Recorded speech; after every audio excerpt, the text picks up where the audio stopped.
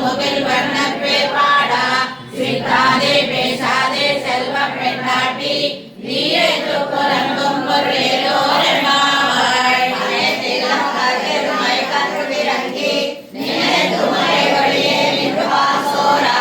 நனைத்திலும் சேராகும் நச்செல்வன் தங்காய் பனித்தலை வீரனின் வாசல் கடைப்பட்டி சினத்தினால் தென்னிலங்கை கோமானை செத்தா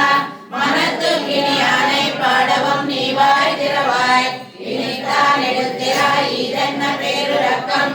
அனைத்தில்லத்தார்